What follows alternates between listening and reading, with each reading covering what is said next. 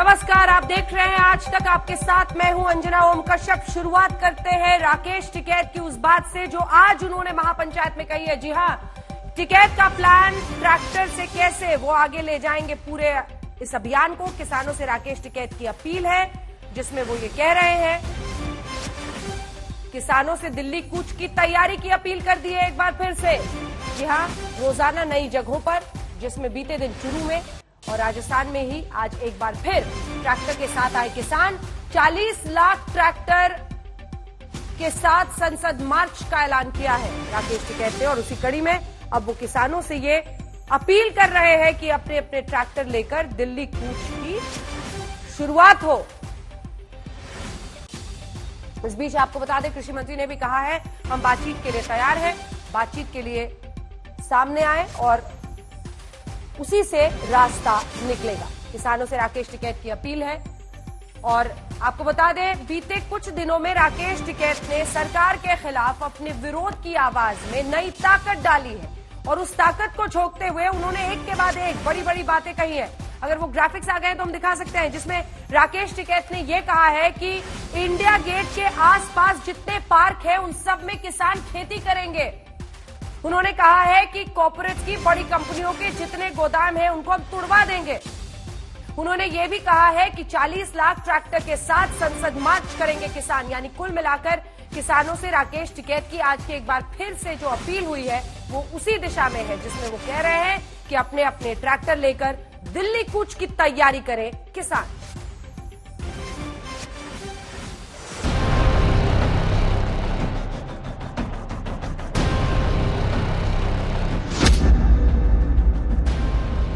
सरकार गलतफहमी बना रहे हैं कि किसान फसल कटाई से गांव आएगा।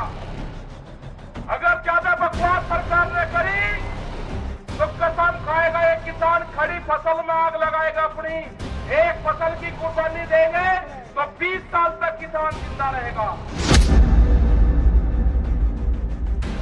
अब की कॉल पार्लियामेंट की होगी, पार्लियामेंट की, और कहेगा जाएंगे, पार्लियामेंट पर जाएंगे, कहेगा जाएंगे ये 4 लाख ट्रैक्टर नहीं होगा, 40 लाख ट्रैक्टर जाएगा, 40 लाख ट्रैक्टर। आंदोलन खत्म होगा किसानों के बिल वापसी से। आंदोलन खत्म होगा जब देश को एमएसपी मिल जाएगी उससे। किसान को एक फसल की कुर्बानी देनी पड़ी तो वो एक फसल की कुर्बानी भी देगा। बड़े बड़े गोदाम बने हैं ना, वे गोदाम तोड़ने पड़ेंगे, उनकी झोपड़ियां बनानी पड़ेगी गोदामों की।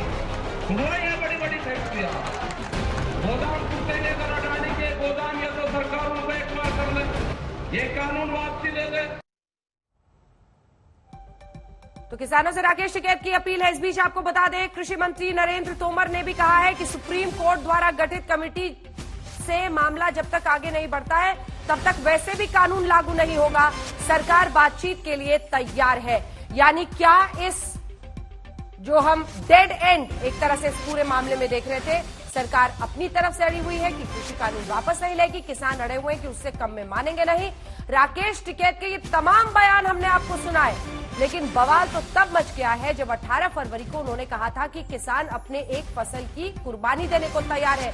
इसकी वजह से पंजाब और अलग अलग कई ऐसी जगह है जहां पर किसानों ने अपने खेतों में फसल को बर्बाद कर दिया, जिसके बाद सामने आकर राकेश टिकैत को सफाई देनी पड़ी, कहना पड़ा कि अपनी अपनी फसल को बर्बाद ना करें, ऐसा उन्होंने कहा है।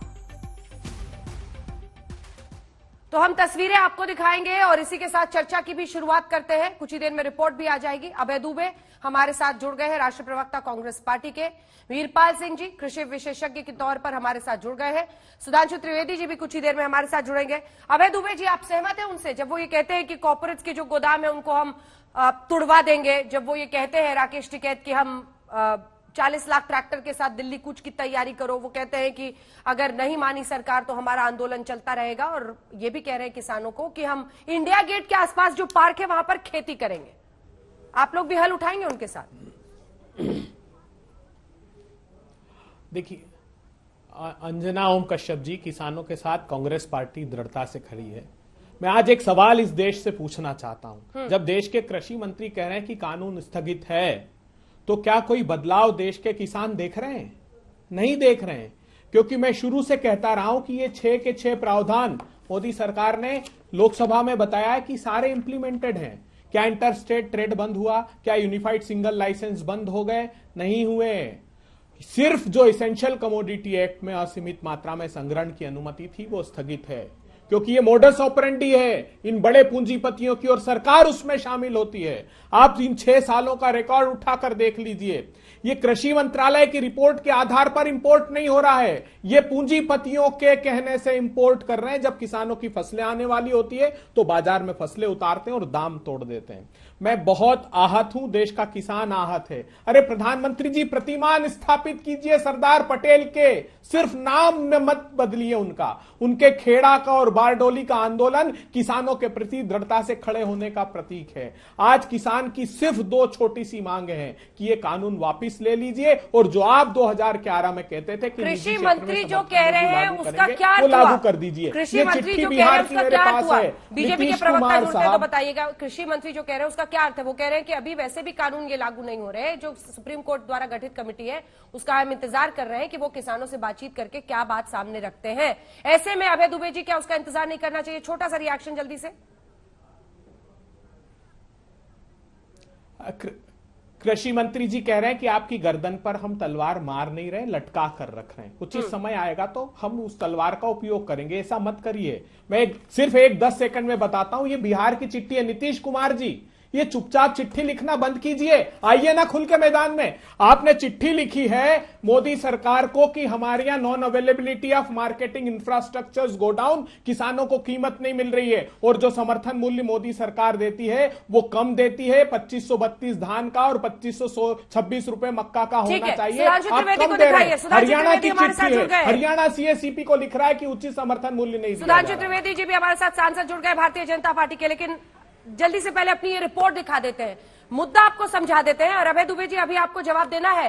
राकेश टिकैत कह रहे हैं इंडिया गेट के आसपास जितने पार्क हैं वहां पर किसान खेती करेंगे, कांग्रेस पार्टी के नेता साथ में हल चलाएंगे या नहीं, वहां पर जरूर जवाब तैयार रखिएगा। पहले ये रिपोर्ट दिखा देते हैं अपने दर्शकों को, उसके बाद हमारे साथ धर्मपाल मलिक भी जुड़ेंगे जो कि भारतीय किसान यूनियन के नेता है। दिखाइए जल्दी। आपको हाथ उठा के करना पड़ेगा कि एक फसल की कुर्बानी की जरूरत पड़ी तो खड़ी फसलों में आग लगानी पड़ेगी। हटाओ।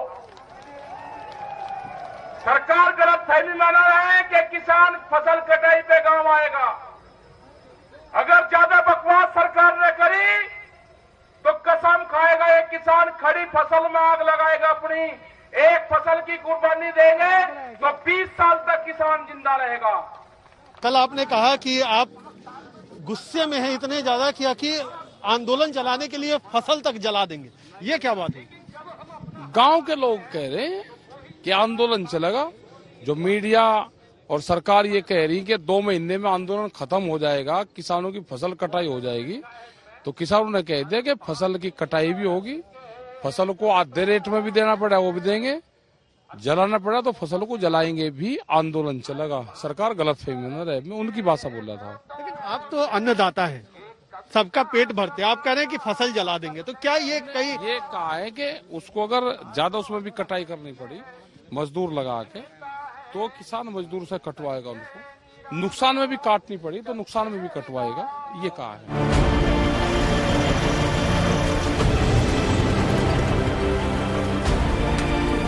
किसान महापंचायतों में और मीडिया के कैमरे पर फसलों में आग लगाने की बात कही गई तो भोले भाले किसानों ने फसलों को बर्बाद करना शुरू किया।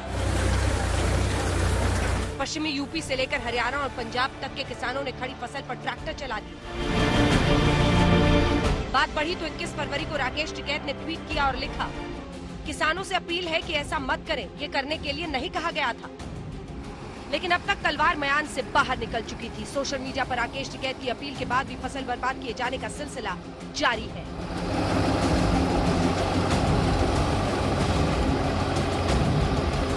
कैद साहब ने कहा था हम अपनी फसलों को आग लगा देंगे, पर फसल को हम आग नहीं लगा सकते क्योंकि ये हम अपने बच्चों की तरह पालते हैं इसको, तो इसलिए हमने इसको बाना बेटर समझा। उसकी आज्ञा में कर रहे हैं, उन्हें थोड़ा उसने तो ऑर्डर दिया है।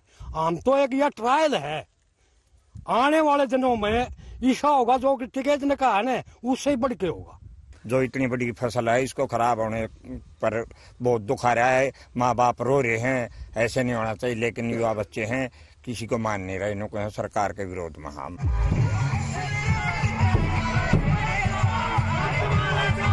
किसान आंदोलन पर डटे हैं, लेकिन वो आंदोलन अब सियासत और महापंचायत का दूसरा नाम हो गया है। राजस्थान, हरियाणा, पंजाब, उत्तर प्रदेश में जगह जगह किसान पंचायतों का आयोजन किया जा रहा है और सरकार को धमकियां दी जा रही हैं। 4 लाख ट्रैक्टर नहीं होगा, 40 लाख ट्रैक्टर जाएगा, 40 लाख ट्रैक्टर। अब की बार हर क्रांति होगी।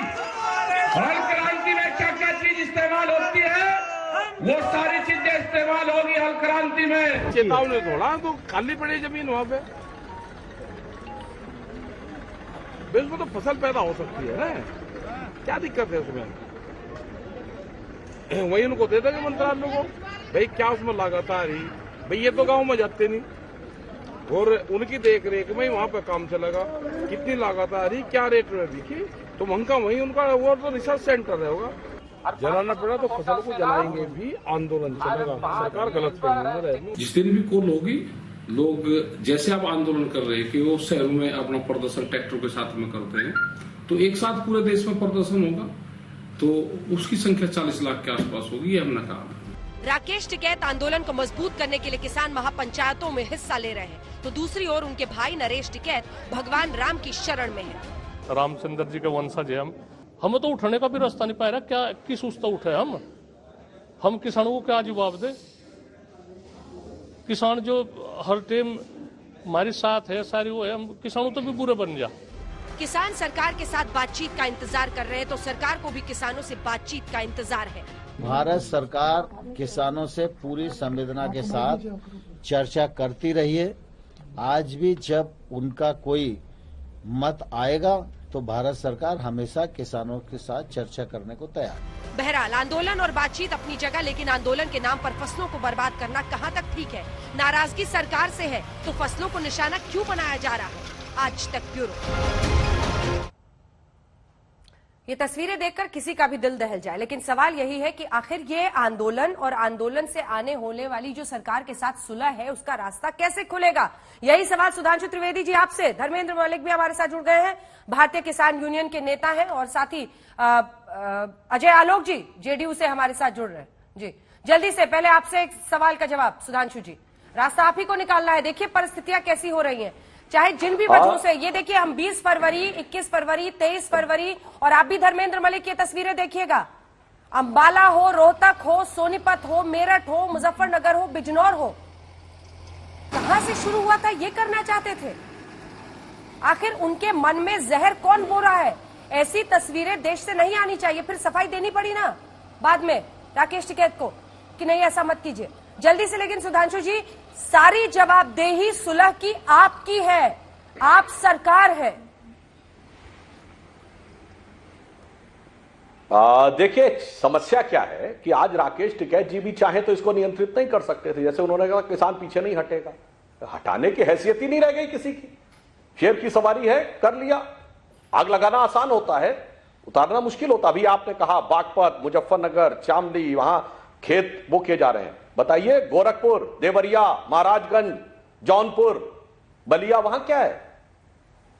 एक प्रदेश में भी नहीं है पूरा आंदोलन, और उसको राष्ट्रीय आंदोलन बना के बात कर रहे हैं। टिकैत जी को पता है कितने ट्रैक्टर हैं भारत में? कुल रजिस्टर्ड ट्रैक्टर की संख्या 43 लाख, और 40 लाख यहां आ जाएंगे। ये आज जो करीबी टोडा भीम, आपके पास टीवी है सुधांशु जी? जो बात है, टीवी है आपके सामने, कहीं टीवी है जी? तस्वीरें दिखाइए जरा। हाँ हाँ बिल्कुल। ये आज हम दिखा रहे हैं जी करीबी टोडा भीम की, ये भी, और स्वागत करते हुए भी जो उनकी तस्वीरें हैं। ये क्या कह रही है सरकार से? हाँ, ये सरकार से ये तस्वीरें क्या कह रही हैं? मैं देखिए जो वो कह रहे, हाँ मैं आपको बताता हूं इन तस्वीरों का यथार्थ, और जो कह रहे हैं उनका भी यथार्थ बताता हूं। इस भारत में कितने किसान फसल बेचते हैं? 2014-15 के सरकारी आंकड़े के अनुसार केवल 46% किसान फसल बेचते हैं, 54% सिर्फ उतना ही उगा पाते हैं जितना साल में वो खा पाते हैं। तो क्या 54% से आप कहेंगे कि आपकी फसल खत्म कर दो? यानी भूखे रहो, घर भूख तमाशा देखो। और उस 46% में भी उस 46% का जो 13% है वो मंडी में जाता है, यानी 6%। तो 94% तो बेचारा बेचने की स्थिति में ही नहीं है, वो तो अपने कंजम्पशन या बहुत मामूली सा बेचता जो मंडी तक पहुंचता ही नहीं है। तो 6% का है, कोई बात नहीं। और मैं तो अभय दुबे जी से कहना चाहता हूं, कहां पड़ गए आप इन सब चक्करों में? ये तो सतही लोग हैं उत्तर भारत के, आप कहां बिहार का गिना रहे? उत्तर भारत का सतही राज्य है। मुद्दे की बात समझिए ना। केरल में जाकर जो आपके नए युग प्रवर्तक मुद्दा समझने वाले हैं, उनके तो जाके समझिए ना। एपीएमसी एक्ट केरल में नहीं है, काला कानून केरल में लागू है, फिर भी किसान खुश है, बड़ा खुशहाल है। सुधांशु जी, बड़ी ताजी हवा बहुत चालाकी से आपने इस बहस को उत्तर दक्षिण कर दिया, लेकिन मैं ऐसा करने नहीं दूंगी। वापस तस्वीरों पे आइए और मुझे बताइए कि ये तस्वीरें जो महापंचायत की है, ये सरकार से क्या कह रही है? वही जो आप सुन रहे हैं सर, वही जो आप सुन रहे हैं। पहले बताइए ये सतही है कि मुद्दा है? ये सतही है कि मुद्दा है? आप बताइए, सतही है कि मुद्दा है? कल उस पर बहस कर ली सर, 1 घंटे कल बहस कर ली, 1 1 घंटे कल उस पर बहस कर ली। आज इन तस्वीरों को आप डिकोड कीजिए हमारे लिए, ये बताइए। देखिए, राजधानी में बैठे समझिए ये क्या हो रहा है। तो मैं तो कह रहा हूं ना, डिकोड करके बताइए। अरे मैं यही तो पूछ रहा हूं, समर्थन करने वाले पहले मुझे कोडिंग बता दे, डिकोडिंग मैं बताता हूं। बताइए, धर्मेंद्र मलिक, सतही है कि मुद्दा है? धर्मेंद्र मलिक, मत करके अभय जी बोलिए। मैं अभय जी के पास आऊंगी। एक बार धर्मेंद्र मलिक जी से मुझे एक सवाल का जवाब देने दीजिए। धर्मेंद्र मलिक जी, देखिए ये तस्वीरें हम दिखा रहे हैं आज की भी भारतीय किसान यूनियन की, जो ये महापंचायत हुई है। महापंचायतों के जरिए क्या राजनीति हो रही है, किसानों को एकत्रित किया जा रहा है, वो सब अपनी जगह पर है। लेकिन एक सवाल तो पूछा जाएगा ना कि सोच समझकर बोलना चाहिए।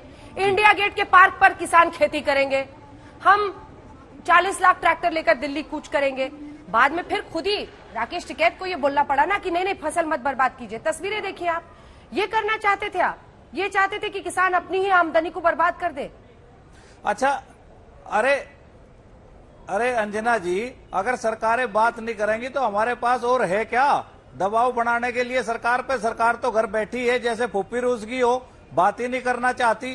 तो देखिए, हम गांधीवादी भी हैं और हम भगत सिंहवादी भी हैं। और मैं आपको एक बात बता देना चाहता हूं कि इसी सरकार ने कहा था कि हमारे यहाँ पर्याप्त भंडार है। तो अगर हम 50% फसल कम भी कर देंगे, अपने उतने लोगों के लिए पैदा कर लेंगे, तो सरकार कहती है कि हमारे पास 1 साल का स्टोर है। तो हम दिखाना चाहते हैं इनको कि भीख का कटोरा लेके विदेशों के सामने खड़े होंगे, तब आपको पता लगेगा अन्न की कीमत क्या है, किसान को मिल क्या रहा है। उसकी लागत भी नहीं मिलती।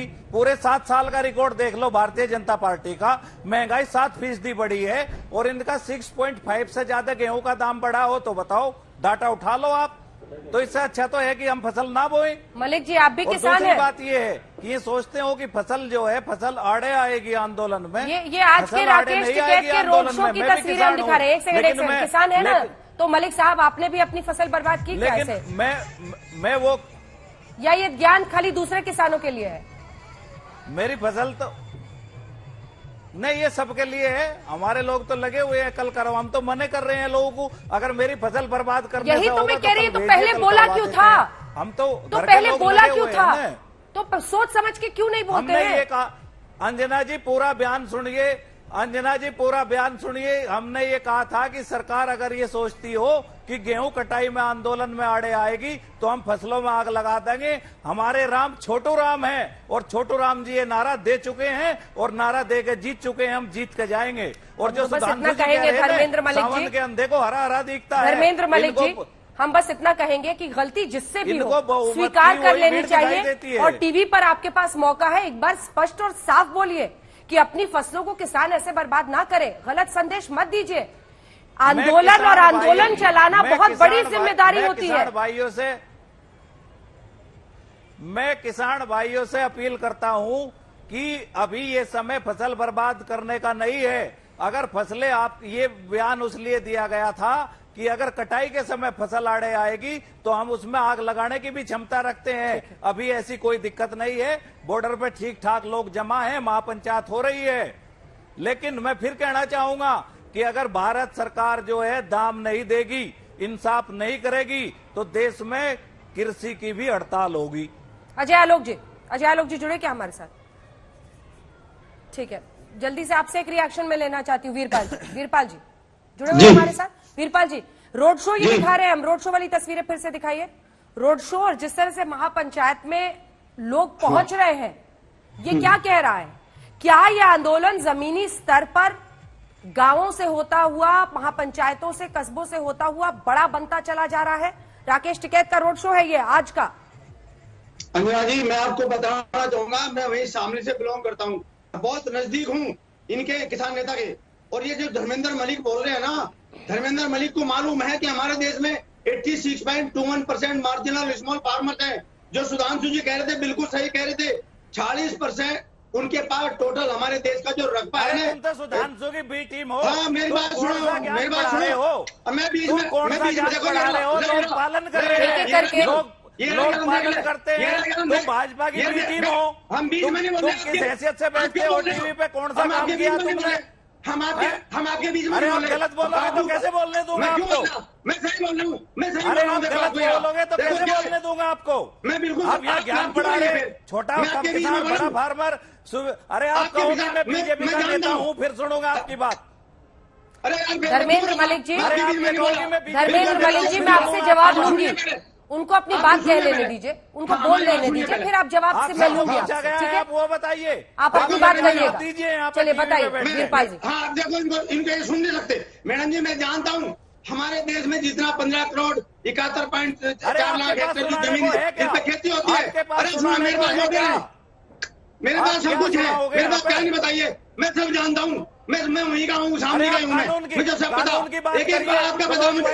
हाँ, कानून की बात करता हूँ, बताइए कानून क्या कह रहे, बताइए कानून क्या नहीं करे, कानून क्या नहीं करे, बताइए। आप जानबूझ कर दिखा रहे, आप याद करते कुछ हो, कहते कुछ हो। कानून का नाम बताओ।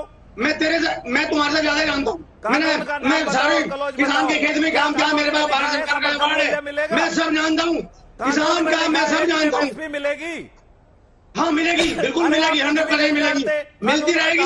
और सुनो मेरी बात सुनो पहले। अरे मेरी बात तो सुनो, मेरी बात अंजना जी को चुप करिए पहले। ये अंजना जी बिल्कुल सुनने नहीं चाहते। ठीक नहीं है धर्मेंद्र मलिक जी, मेरे सवाल का एक जवाब दीजिए, जल्दी से सुनिए, आपस में मत बोलिए। धर्मेंद्र मलिक जी, जैसे आप एक सेकंड, जैसे कहा था कि किसान अपने एक फसल की कुर्बानी देने को तैयार हैं और तस्वीरें आ गई कहां पर लोग फसल बर्बाद कर रहे हैं। वैसे अब वो कह रहे हैं, आज कहा है उन्होंने अपनी इस रैली में कि सारे किसान ट्रैक्टर लेके दिल्ली कूच करो। एक सेकंड, सवाल सुनिए, दिल्ली कूच करो, 26 जनवरी जैसी स्थिति ना हो और सारे दिल्ली कूच करेंगे तो इतने 40 लाख ट्रैक्टर, ये क्या करने की कोशिश है? किस तरह का आह्वान है?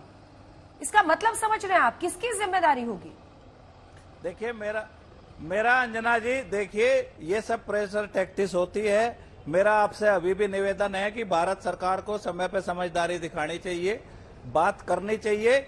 इन कानून जब नहीं थे तब भी देश नहीं रुक रहा था, आज कानून है तब भी देश नहीं रुक रहा है। अभी सुधांशु जी कहते हैं कि 53% लोग जो है फसल नहीं बेचते, कल ये कहते थे कि 80% लोग छोटे हैं जो यहाँ से ले जाकर केरल तक बेचेंगे। मुझे यही नहीं पता कि बीजेपी का स्टैंड क्या है। फसल बेचने के लिए मैं भी कह रहा हूँ, हमारे सरकार के डेटा कह रहे हैं फार्म प्रोड्यूस नहीं है, प्रोड्यूस बेचने के लिए। ठीक है, अभय जी एक बार बोल लें, अभय जी एक बार बोल लें, फिर एक सेकंड, प्लीज आप दोनों एक साथ मत बोलिए। मैं वीरपाल जी अलग से आऊंगी आपके पास, वीरपाल जी अलग से आऊंगी आपके पास, चिंता मत कीजिए, आपकी आवाज जा रही है। अभय जी, अंजना जी, मैं चुनौती देता हूं, ना सुधांशु त्रिवेदी जी ना वीरपाल जी ये गांव से जुड़े हैं। जो गांव से जुड़े हैं वो जानते हैं कि जो 46% ये कह रहे हैं ना, जो 86% छोटा किसान है और इक्विटेबल एक्सचेंज सुना है नाम। मैं अभी गांव, सुनिए, अब आप सुनिए वीरपाल जी, झूठ बोलना बंद कीजिए। देखिए अंजना जी, जो छोटा किसान फसलें उगाता है वो बाजार में भलाई नहीं बेचे, लेकिन उसके बच्चों की फीस से लेके घर का है सारे संसाधन वो अपना अनाज बेच के जुटाता है। वो चाहे इक्विटेबल एक्सचेंज में बेचे, वो बच्चों की फीस भरने तक के लिए गेहूं की बोरी देता है। मेरे गांव का उदाहरण है, मैं अभी अपने गांव से आया हूं, हर एक वस्तु वो। ठीक है, ललकार है आपको अभय दुबे जी, ललकार है आपको सुधांशु त्रिवेदी जी, वो कह रहे हैं गांव से आप लोगों का कोई मतलब नहीं है। तो आइए चर्चा की शुरुआत करते हैं नए सिरे से। सुधांशु त्रिवेदी जी, अभय जी की बातों का जवाब दीजिए। अभय जी, आप संक्षिप्त में अपनी बात पूरी कीजिए। एक बार फिर से हम तस्वीरें दिखा रहे हैं। दरअसल 3 बातें कही है राकेश टिकैत ने। एक तो वो कह रहे हैं कि जो कॉर्पोरेट्स हैं उनके जो गोदाम है उनको हम तोड़वा देंगे। दूसरा उनका ये आज की आप देख रहे हैं रैली जो उन्होंने रोड शो किया है। दूसरा उन्होंने कहा है हम कानून जब तक वापस नहीं लेती सरकार, आंदोलन खत्म नहीं होगा। आज की उनकी जो महापंचायत है उसकी तस्वीरें, ये रोड शो था उनका, उसकी तस्वीरें दिखा रहे हैं और फिर महापंचायत की भी दिखाई है। दूसरी तरफ उन्होंने कहा है कि इंडिया गेट के आसपास जितने पार्क हैं वहां पर किसान खेती करेंगे। कह रहे अपने अपने ट्रैक्टर लेकर आइए, 40 लाख ट्रैक्टर के साथ संसद मार्च की तैयारी है। जल्दी से अभय जी अपनी बात पूरी कीजिए, उसके बाद सुधांशु जी जवाब देंगे, जल्दी से। देखिए अंजना जी, खेत और खलिहान मिटाने पर आमादा मोदी सरकार हो जाएगी तो किसान क्या करेगा? आपने व्यथा पढ़ी राकेश टिकैत जी के बयानों में, कितना दुखद है। प्रधानमंत्री जी बताइए, उत्तर प्रदेश से आप आते हैं, उत्तर प्रदेश में आपने FRP fair and remunerative price गन्ने का तय किया। 4-5 साल में योगी जी ने सिर्फ 10 रुपए बढ़ाए, 310 से 325 रुपए हुए हैं सिर्फ गन्ने के, जानते हैं आप। और वहां किसान कह रहा है कि 400 रुपए तो लागत मूल्य आ रहा है। आपसे आग्रह है कि आप 2011 में जो प्रस्ताव लेकर आए थे, आपने कहा था बखूबी कि डिफरेंट एग्रोक्लाइमेटिक जोन में अलग अलग फसलें होती है, किसान सिर्फ गेहूं और धान बोता है, तो हमको चाहिए निजी क्षेत्र में समर्थन मूल्य लागू करना ताकि विभिन्न प्रकार की फसलें इस देश में उत्पादित हो। तो प्रधानमंत्री नरेंद्र मोदी, मुख्यमंत्री नरेंद्र मोदी जी की सिफारिश को मान लीजिए कम से कम। और मैं देश के किसानों से आग्रह करना चाहता हूं कि भले ही टिकैत जी ने यह बयान दिया हो, लेकिन बहुत मेहनत से हम अपनी फसलें उगाते हैं, हम अपने परिश्रम को सहेज कर रखें और इस सरकार से लोहा लेने के लिए लंबी तैयारी करके रखें। ये परिश्रम ही ताकत है किसान की, बिल्कुल कि वो इस ये परिश्रम ही ताकत है किसान की। जवाब दीजिए सुधांशु जी, जवाब दीजिए सुधांशु जी। देखिए ऐसा है, अभय दुबे जी ने अभी ये बात कही, मैं विनम्रता से उन्हें पुनः याद दिलाना चाहता हूं। जो हकीकत है कि 86% किसान के पास 1 एकड़ भी नहीं, 1 एकड़ के लिए तो उसको ट्रैक्टर की जरूरत ही नहीं है जो ट्रैक्टर चलाते हुए दिखा रहे हैं, और 54% सिर्फ उतना ही उगा पाते हैं जितना वो साल भर में खा पाते हैं। तो उन 54% को आप फसल नष्ट करके क्या संदेश देना चाहते हैं? 1 एकड़ नहीं साहब, अरे स्मॉल और मार्जिनल फार्मर की डेफिनेशन देखिए, 2 हेक्टेयर से कम, उसको ठीक कीजिए आप। ठीक है अभय जी, जवाब सुनिए।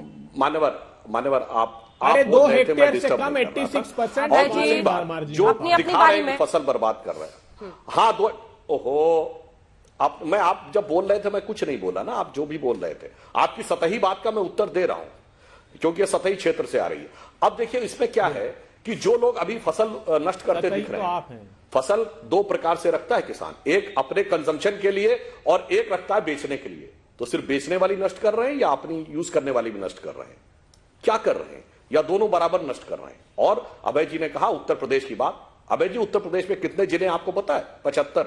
15 जिले बताइए जिनमें आंदोलन चल रहा हो। 18 कमिश्नरी है, 2 कमिश्नरी बताइए जिसमें आंदोलन चल रहा हो।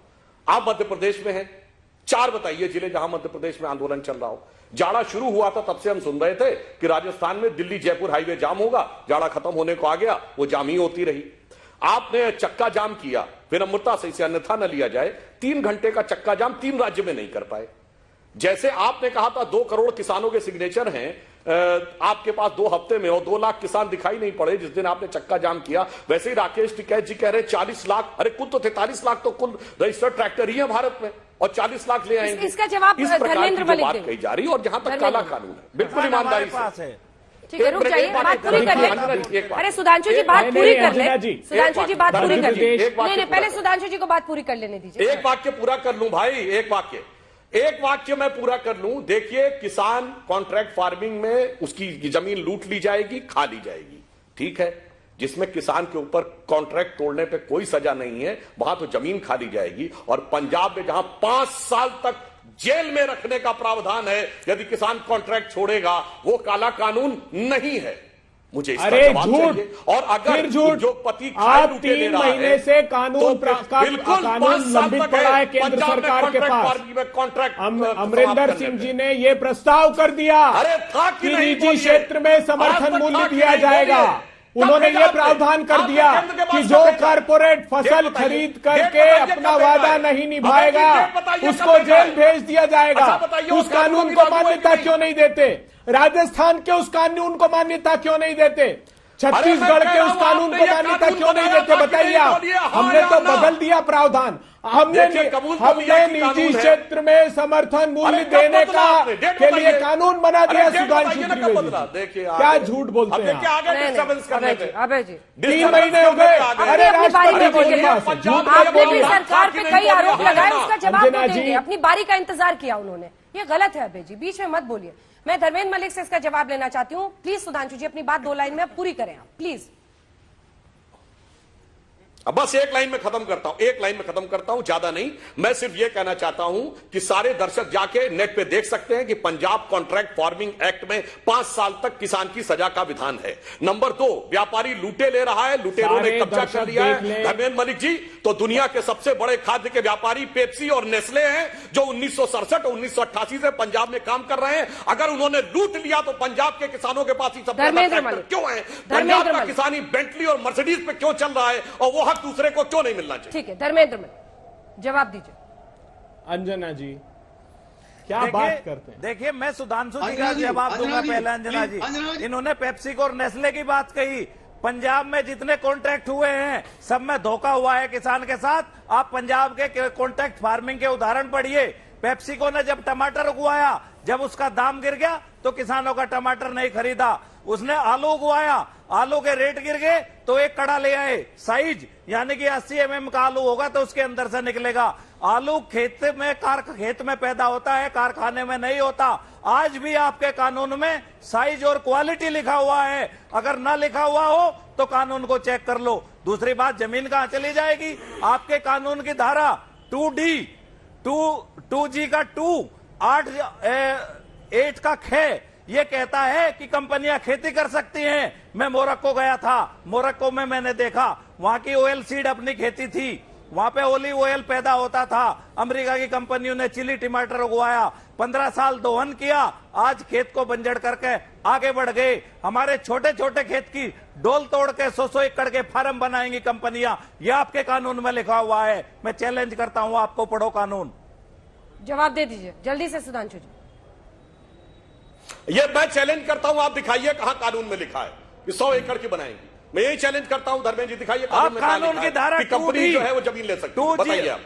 मैं कानून का आपको धारा बता रहा हूं। कानून पढ़ के बताइए क्या खेती पर करार 2D आप बताइए 2G का सेकंड 8 का ख बताइए उसमें लिखा हुआ है कि कंपनियां किसान के खेत पर खेती कर सकती हैं। नहीं रटा हुआ नहीं, उसमें ये लिखा हुआ है कि कंपनियां किसान के खेत पर खेती कर सकती हैं। कंपनी जमीन ले सकती है। अरे कानून तुम खोल के देख लो अपने मोबाइल में, नहीं सीधा लिखा हुआ है कि कंपनियां खेती कर सकती हैं। जमीन नहीं हो सकती। वीरपाल मलिक जी, कंपनियां खेती कर सकती हैं। 15 साल वीरपाल जी बोलेंगे तो बीच में मत बोलिए। अरे आप जैसे और हमारे खेत का और फिर आगे बढ़ जाएंगी। वीरपाल जी आप भैया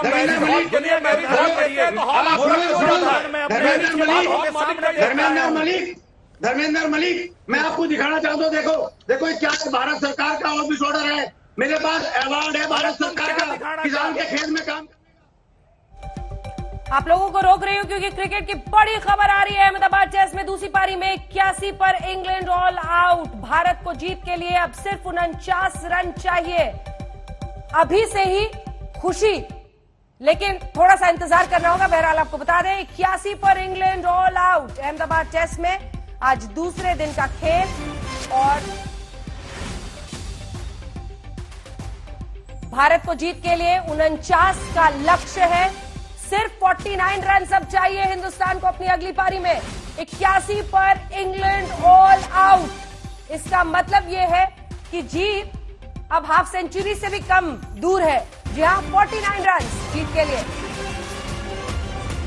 हमारे सहयोगी विक्रांत हमारे साथ इसी खबर पर जुड़ेंगे। अहमदाबाद टेस्ट में दूसरी पारी में 81 पर इंग्लैंड ऑल आउट है और अब अगली पारी में सिर्फ 49 रन चाहिए। विक्रांत गुप्ता, जबरदस्त, क्योंकि अगर 81 पर इंग्लैंड ऑल आउट है तो यह भी कहा जाएगा कि ये नरेंद्र मोदी स्टेडियम लक्की साबित हो रहा है। 49 run, less than half century चाहिए जीत के लिए। ये तो मुझे नहीं पता कि नाम स्टेडियम का बदले जाने से क्या हुआ है, लेकिन जिस तरह की विकेट यहां पर बनाई थी अंजना, ये साफ था कि भारत के पास एडवांटेज है। इनफैक्ट 2 घंटे पहले तो लोग कह रहे थे कि यार इंडिया ने क्या बैटिंग की, लेकिन शायद इस तरह की विकेट पर टेस्ट क्रिकेट खेलने पर सवाल उठेंगे। अभी तक आप देखिए 134 ओवर हुए हैं इस टेस्ट मैच में। 134 ओवर में आप 3 इनिंग खत्म कर चुके हैं और आप अगर 49 रन आप 15 ओवर खेल लेंगे, 16 ओवर खेल लेंगे, 150 ओवर के अंदर इस टेस्ट मैच का नतीजा निकलेगा। लेकिन बात वही है, कंडीशंस दोनों टीमों के लिए एक तरह की थी। उनके पास जैक लीच और जो रूट ने बॉल डाला, यहां पर अश्विन और अक्षर पटेल डेडली हो गए। मेरा यह मानना है कि इंग्लैंड अगर सेकंड इनिंग में बेटर एप्लीकेशन दिखाता, यहां से 100 रन और करता, तो कम से कम एक मैच बनता। आप इंडिया को कहते आओ 150 रन बनाओ, लेकिन 49 रन दिक्कत नहीं होनी चाहिए। एक और बात वो ये है कि आप वर्ल्ड टेस्ट चैंपियनशिप के फाइनल के दरवाजे के एक कदम और करीब आ गए हैं, क्योंकि भारत को इस सीरीज को कम से कम 2-1 से जीतना था। 3-1 से जीते तो बहुत बेहतर है, 2-1 से आप वर्ल्ड टेस्ट चैंपियनशिप का फाइनल खेलेंगे। तो मतलब यह है कि यह टेस्ट जीतकर एक टेस्ट मैच रह जाता है, और वो भी साफ है विकेट इसी तरह का होगा, लेकिन भारत के पास अब हारने की गुंजाइश नहीं है। बिल्कुल, अब कहां हारने की गुंजाइश है, लेकिन यहां पर इस स्टेडियम में जो भी पारियां हो रही है, आप सोचिए कि 2 दिन में सब कुछ सिमटता हुआ दिख रहा है। जरा संभल के ही खेलना होगा, मतलब जिंक्स नहीं करने की जरूरत है, लेकिन संभल के ही खेलना होगा। हालांकि 49 रन चाहिए विक्रांत। हाँ। देखिए 36 ऑल आउट भी हुए थी, यही टीम हुई थी और गुलाबी गेंद से ही हुई थी, लेकिन अंजना दिक्कत आनी नहीं चाहिए। 49, जैसे मैंने कहा, ये 49 की बजाय 125 रन होते, 140 रन होते, तो इंग्लैंड कहता चलो यार चल के लड़ते हैं। अब देखिए इंडिया ने बड़ी खराब बल्लेबाजी की, सेशन सारा खराब रहा, आप बहुत डिसअपॉइंट हो गए, फिर आपने आकर गेंद किया, पहली 3 गेंदों में आपको 2 विकेटें मिल गई, तो अचानक से मोमेंटम आपके पास आ गया। अचानक से इंग्लैंड के बल्लेबाजों के जहन में वो सवाल दोबारा से खड़े हो गए। तो कभी कभी क्या होता है, आकर आपके 1-2 विकेटें गिर जाएं, लेकिन बात वही है भाई, 49 रन ना बनने का मतलब है दोबारा तो ये टीम 36 ऑल आउट होने नहीं वाली। बिल्कुल, अब यही उम्मीद कि दोबारा ऐसा ना हो, लेकिन 49 रन सिर्फ चाहिए और जबरदस्त आगाज एक तरह से इस स्टेडियम को अगर हम कहें तो, जिस तरह का हम मतलब क्विक क्रिकेट, ये टेस्ट मैच तो लग ही नहीं रहा है कि हम देख रहे हैं विक्रांत। सही बात है, लेकिन देखिए अंजना, इसको 2 तरीके से देखा जाएगा। शायद इंडियन फैन जो है आज बड़ा खुश होगा नतीजे से, लेकिन अगर आप क्रिकेट के शौकीन है, क्रिकेट के फैन है, तो आप कहेंगे यार 2 दिन में टेस्ट मैच खत्म नहीं होना चाहिए, 2 दिन में टेस्ट मैच खत्म नहीं होना चाहिए। दूसरा, आपने पिंक बॉल क्रिकेट के पीछे क्या थ्योरी थी? पिंक बॉल क्रिकेट के पीछे थ्योरी ये थी कि टेस्ट क्रिकेट को और पॉपुलराइज किया जाए, टेस्ट क्रिकेट में एक नया गिमिक लेकर आया जाए। लेकिन 5 दिन का मैच अगर 2 दिन में खत्म होगा, तो आप मुझे बताइए कि उससे क्रिकेट आप ज्यादा पॉपुलर कर रहे हैं या फिर टेस्ट क्रिकेट पर सवाल खड़े कर रहे हैं? बॉलर्स जिस तरह से अभी इस बार उनको इतने कम रन में समेटना, बॉलर्स की भूमिका बड़ी विक्रांत, बहुत ज्यादा। और अश्विन के लिए तो पूरा आप देखें ऑस्ट्रेलिया से लेकर अब तक, और देखिए आज इतिहास रचा उन्होंने। वो चौथे भारतीय गेंदबाज बने हैं 400 टेस्ट विकेट लेने वाले। और अंजना, ये कहने की बात होती है 400 टेस्ट विकेट, और इस अंदाज में, इस पेस पे दुनिया के किसी गेंदबाज ने इतनी विकेटें नहीं ली हैं। अनिल कुंबले, कपिल देव, हरभजन सिंह, आज रविचंद्रन अश्विन है, और जिस तरह उन्होंने पिछले 2 महीने में गेंद किया है, मैं तो ये कहता हूं अगर 1.5 साल और खेल गए तो ये 400 की 500 भी हो जाएंगी। Akshar Patel I think is the surprise pick. Akshar Patel पे ही विक्रांत अक्षर पटेल पे ही जल्दी से एक बार, हाँ, यही सुधांशु जी से यही सवाल पूछ लेती हूँ। मुझे लग रहा है कि बीजेपी इसकी भी अपने पीठ न थपथपाने लग जाए इस पर। अक्षर पटेल गुजराती हैं, सुधांशु जी मैच देख रहे हैं क्या आप भी? स्टेडियम लकी साबित हो गया है और 11 विकेट झटके उन्होंने। देखिए अब नहीं, मगर जो बात कही जा रही है कि इतनी क्विकली टेस्ट मैच खत्म होना, वो भी मैं बहुत सही नहीं मानता हूं। और जहां तक उन्होंने अभी कहा कि इतनी फास्ट स्पीड से विकेट्स लिए गए और 400 का फासला तय किया, मगर मैं एक इंटरेस्टिंग फैक्ट बताना चाहता हूं अंजना जी, बहुत से लोगों को नहीं पता होगा।